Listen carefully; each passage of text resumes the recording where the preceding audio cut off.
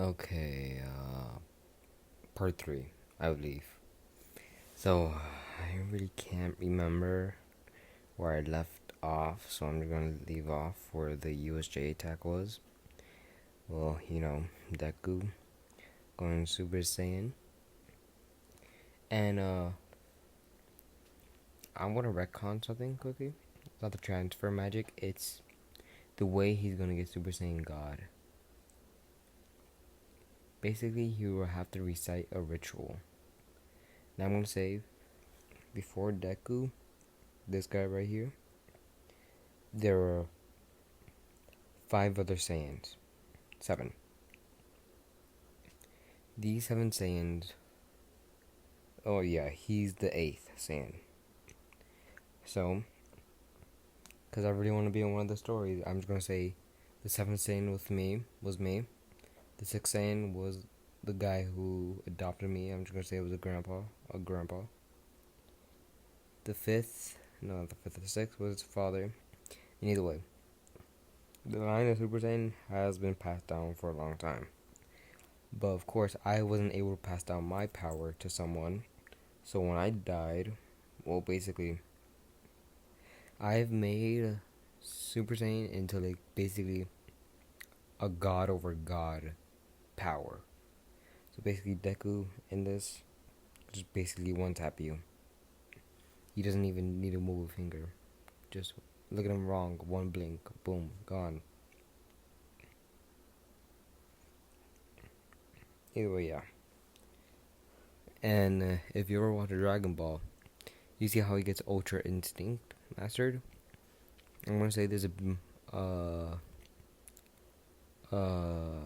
transformation beyond that, which I'm not gonna have Deku get. I'm probably gonna have him stop at Super Saiyan God because that's probably the only thing he'll need.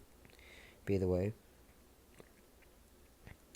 the form is called Godbreaker. Basically, a symbol on his head appears, which has the words, well, one ancient rune saying Godbreaker, and his hair standing up like Super Saiyan, but white like Ultra Instinct. And this is basically the combination of a God, Super Saiyan God Blue, with a skill, Ultra Instinct, mastered, combined into one. But it does come at a cost. He has to fight something called the Element, which, let's just say, I made up one day, and I'm like, this before I made YouTube, which I know I suck at, but I love doing it because I want to try finding a way to entertain you guys and wasting your time.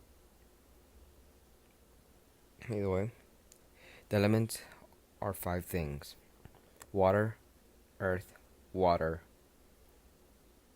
and fire. The last one has all of them combined into one. Basically, yeah. And there is going to be another Super Saiyan. This one's going to have basically the bad version of Super Saiyan, but he's going to be good. He's going to be like an even rival to him, Deku. So, my character had Godbreaker. He had a type of blue aura around him with silver. Deku, if you guys want me to, will have green aura with silver. And the original user of the bad version of Super Saiyan had silver aura with red. So you get what I'm saying. Basically depending on the character. Since Deku wanted to be a hope of light and everything, and his hair color is green, basically everything he owns is green. Not everything except all my figurines, but either way, that's for another story. Yeah. So basically, during USJ, let's continue. During the USJ, he basically doesn't kill them, but knocks them all out. Then he looks at Sugar Rock, he's saying, I'm going to make you suffer. And I'm hoping this records, because if it doesn't, I'm going to be pissed as hell. Because I just wasted how long talking? 4 minutes talking about this transformation. God damn, I never knew this long. So, let's continue. So, I'm going to say that Nomo can talk and everything, because I need him to do that, and I'm gonna say he committed a lot of murders. And I'm probably gonna have to put this like the other ones, 13 higher. I'm telling you this right now because the part I'm gonna tell you is a move I made up by myself, and it's very gruesome. So I hope you're all ready. So I'm gonna say people do have key in this one. All the Quirkus people, not all of them, but some of the Quirkus people use key. They can't master it, but they at least try to. I want to say the Nomu has complete control of it. So, sorry. Basically, the Nomu is basically about to shoot like a type of key blast, but of course, it being a key blast, Deku fixes his finger, showing a little tiny light on his finger. Him running towards the Nomu. And for some reason, hearing is all these moves. He doesn't know why. All he knows is that when he died, someone gave him another chance.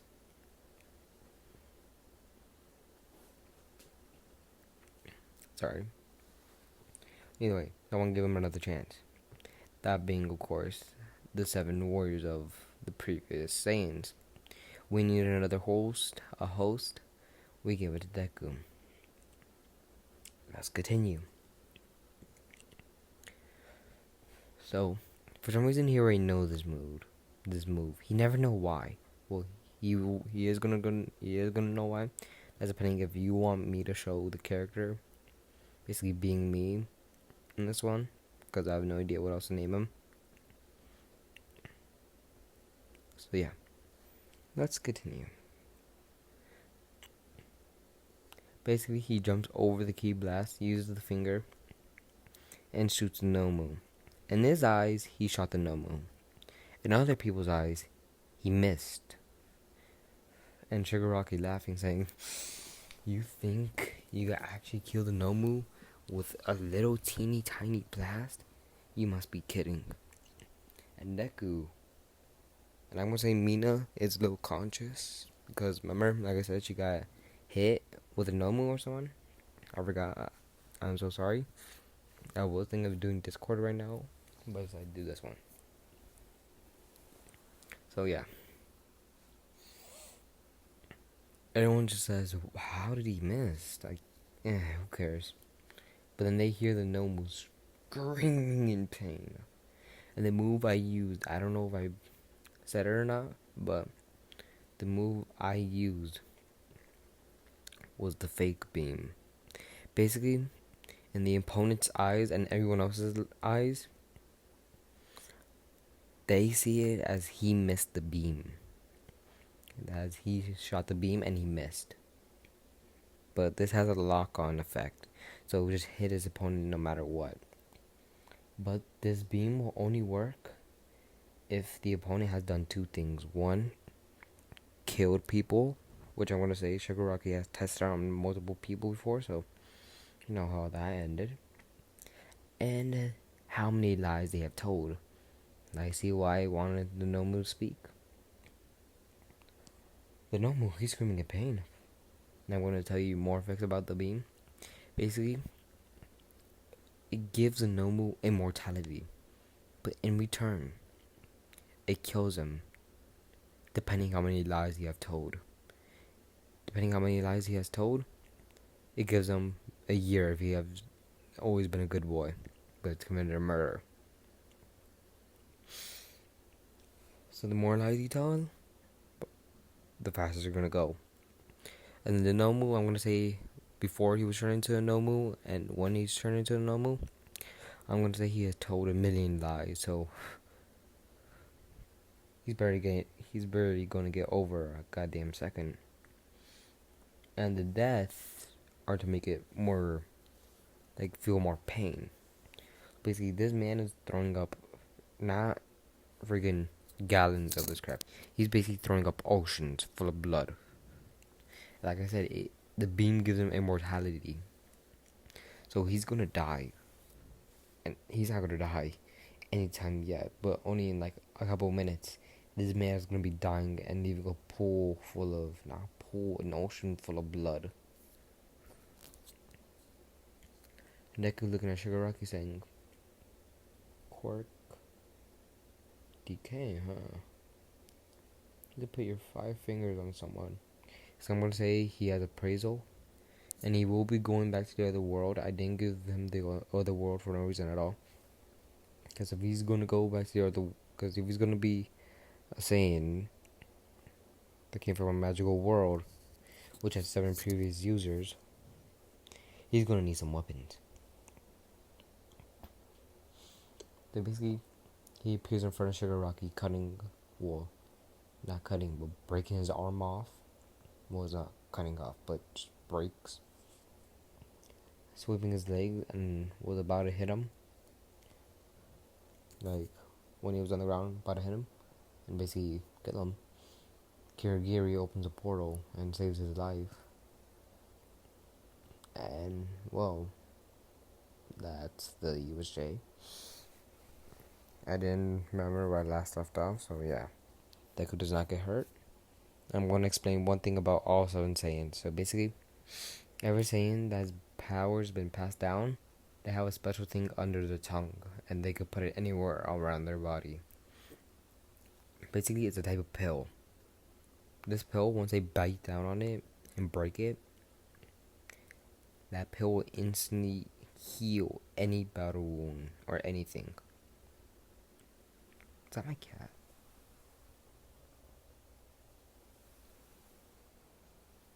Never mind. Either way, yeah. And the problem is he has to be like in battle. Not like in battle, but he has to have like battle wounds. So he can't just like accidentally hurt himself and just say, ooh, Senkai boost. Nope, he can't do that crap. Sorry, nose. My nose are very cloggy. So yeah. Let's continue. So.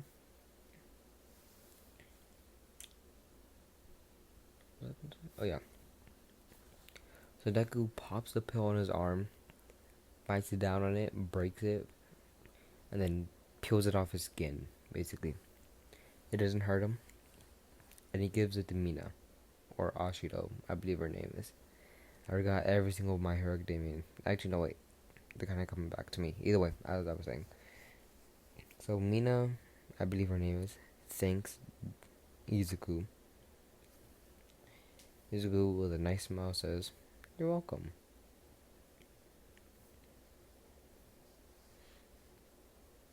So, everyone almost believes that he has no quirk because they just saw him basically kill a Nomu, basically from a small, teeny, tiny being, turn into a Super Saiyan. Because I'm gonna say there is Dragon Ball in that anime, an anime with an anime. Wow.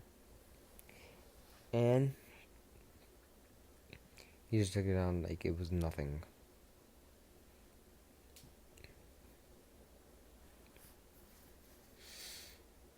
So, let's continue. Basically, Deku looks at Aizawa. I don't know if he got hurt in this one, but I'm gonna say he didn't. And he looks at Aizawa saying, I'm gonna go. I'll be back in like a day. As I was saying, a day. You know, since this whole attack, this whole villain attack, you are not probably gonna get a day off. You're probably gonna get like weeks, hopefully not even a month, a day. And I was saying, oh yeah, one more thing, I need to take care of the villains around here, because I'm pretty sure there's still some. And the villains, knowing that they're going to get their ass whooped, tries to run, but of course Deku, going the speed of light, just knocks them all out. And he walks to a portal. Of course Bakugo saying, wait for fucking me, you damn nerd. And then Uraraka saying, screw it. Mina not wanting to get left behind, because like that's the, what should I call this group? Mina, Izuku, Bakugo, and Uraraka. What should I call this? Screw it. You guys tell me. And I also thought of another what if. It's a very, very old what if. Like a what if that I'm amazed no one takes good care of, because I saw an anime, not an anime, but I saw a what ifer, another what if, and it was a what if Deku was in an apocalypse, and this man made a very good what if. Like I'm over here speeches saying, God damn, this thing was good. So let me know if I should do what if Deku was in a zombie apocalypse too, because I was amazed of how much good work he did. And I will not be telling which one. I'll probably be telling him his name next time, because next time I'm gonna do what if Deku was Discord.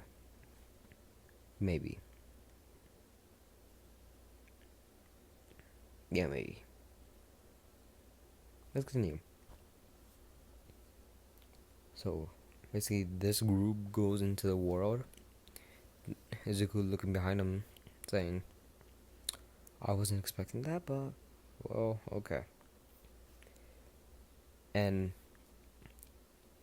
the question is, I need you guys to tell me one important thing about the evil version of the Saiyan. No, let me explain the transformations. There was a whole war, two Saiyans fighting each other. Then they get a version of a god over god power, which they used to kill God because he was just using them as pawns for their own game. And I'm going to tell you the transformation, the good one. Same thing as good. 1, 2, 3, Super Saiyan. Super Saiyan 1, 2, 3. Super Saiyan Red God. Super Saiyan Blue. Then we have Super Saiyan Blue Evolution. Ultra Instinct. Ultra Instinct Mastered. Then we have, what else? Yeah, God Breaker. Then we have the Bad Saiyan. Same thing, Super Saiyan 1, 2, 3. Then we have Super Saiyan Rose. Super Saiyan Berserk. Legendary Super Saiyan. And then we have, Super Saiyan God, not Super Saiyan, but God Breaker for Red. So who should I give this one to? Because Deku could just pass down the gene. He can't pass down like the godly powers of the gene. Because the gene of the godly powers, the 7 Saiyans decide who he goes to. And plus, Deku has not unlocked the Saiyan gene. So, yeah. Let's continue. So, Deku has been wanting to explore this place for a while. He explores it, finds caves, finds mystic animals, and during this exploring, Mina says, not to be an obvious person, but what are we going to eat? Deku saying, oh you're right. Not wanting to go back because they're having a lot of fun, they were saying maybe there's like a type of civilization here. Let's go look. So after a couple hours, they find a whole city.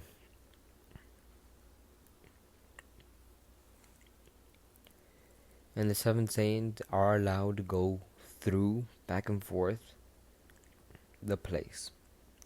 From their version of heaven, they come back down where? The other world of Earth. But he isn't going to come down. Not yet. So let's continue. So, while going to the city, everyone's giving them a blank stare saying, well, not saying, but the face is just expressing, saying, who the fuck are you? Let's continue. So, they see a statue in the middle of the city. Statue saying, the ritual is complete. The Saiyan known as, well, I'm just gonna say my name right here, right now, Adrian, has completed the ritual. And the world is in peace now. But this is only the world I live in, not the one that Deku lives in, not the My Hero Academia universe. This is another universe, the one that I lived in. I'm not saying anything. I'm a human, I ain't jack shit. I'm not special. We're all humans. That's all my imagination. Let's continue. Basically, he sees 4 weapons there. No, 8. Them being Caliber and the Hammer of Life and Death. And then we have Excalibur and the Hammer of War. Then we have Dark Caliber and the Dark War and Hammer. Bleh. Life and Death. Dark Excalibur and the Dark Hammer of War. Basically, like I said, they both needed their own weapons. So, Deku had a feeling to pick up Caliber. And the reason he can't pick up Excalibur is because he has to have the Super Saiyan God gene activated. So everyone's saying, is he going to attempt to pick up Caliber? Because what's going to...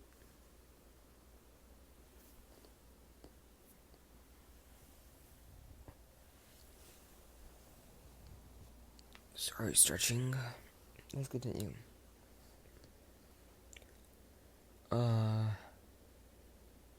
Yeah.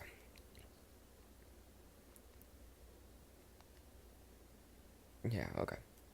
So, he successfully picks up Caliber. Basically, Caliber has 3 effects. Allows the user to multiply their attack, well, not attack, but their power by 3. So he has now his power is times 3. Excalibur will give him a power boost of times, I'm going to say 10, because Excalibur isn't a normal sword. Excalibur was made from the blood of God. But thing is, it wasn't made fully of God's blood. That's why it's not a whopping like 1,000,000 times or something like that. So basically all that. What else? Everyone's shocked saying, wait, is that the Saiyan they have chosen to be their new warrior?